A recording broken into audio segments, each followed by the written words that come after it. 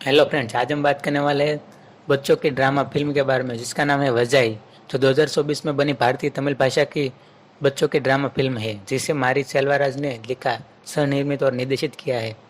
1990 के मध्य में दक्षिण तमिलनाडु के करुंगुलम गांव में मुख्य व्यवसाय कच्चे केले के गुच्छों की कटाई करना और उन्हें ट्रकों में ले जाना था, जिसके लिए प्रति गुच्छा 1 रुपये का मामूली भुगतान किया जाता था।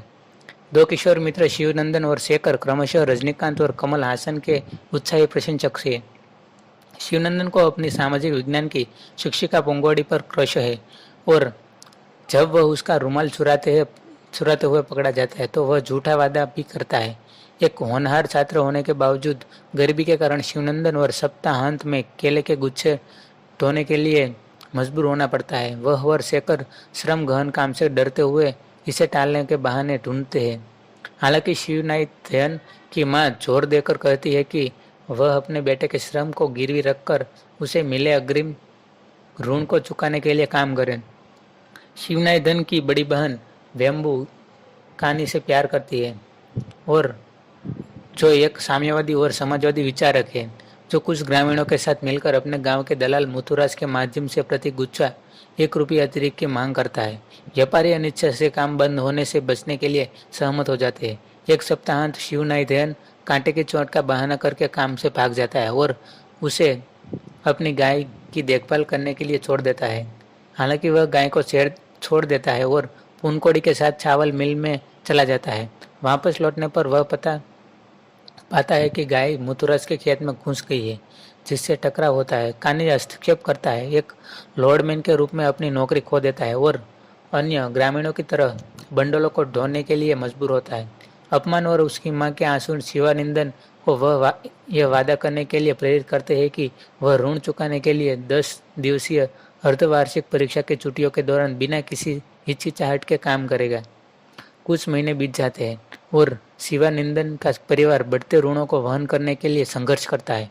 उसकी मां अपनी गाय बेच देती है, जिससे शिवानंदन और भी दुखी हो जाता है।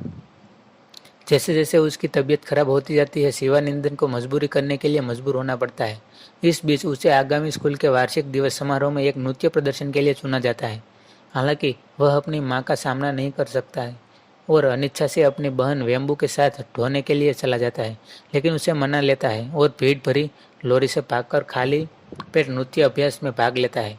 भोजन की तलाश में वह पास के खेत में केले लाने का प्रयास करता है, लेकिन खेत के रखवाले द्वारा उसे पकड़ा लिया जाता है और उसे बुरी तरह पीटा जाता है, लेकिन किसी तरह वह बच निकलता है। घर लौटने पर वह उनकी माँ द्वारा पकड़ा जाता है और पिटाई से बचने के लिए भाग जाता है। तालाब के पास बेहोश हो जाता है। जब वह उठता है तो वह पूरे गांव को शोक में डूबा हुआ पाता है, जिससे वेम्बू, कानी, शेखर और मुथुराज सहित लगभग 19 लाशें हैं जो केले ले जाते समय एक लॉरी दुर्घटना में मर गए थे।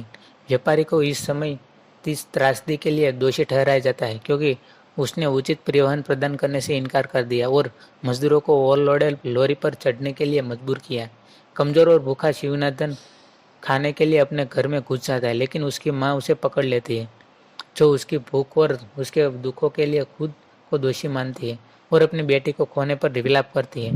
लेकिन भूख से तड़पता शिवनाथन भाग जाता है और केले के खेत में बेहोश हो जाता है। स्क्रीन दीनाथिन के एक संग्रहित समाचार पत्र के लेख पर कट जाती है, जिसमें वैकुंडम के पास 20 केले के खेत में मजदूर की मौत की रिपोर्ट है, जो लॉरी के पलट जाने के पर उसमें लदे केले के नीचे जिंदा दफन हो गए थे। एक नोट के बाद फिल्म को उन पीड़ितों को समर्पित किया गया है जैसा कि एक जीवित व्यक्ति ने बताया है। इस मूवी का निर्माण डिज्नी प्लस हॉटस्टार नवी स्टूडियो और फार्म्स मास्टर प्लान प्रोडक्शन द्वारा किया गया है।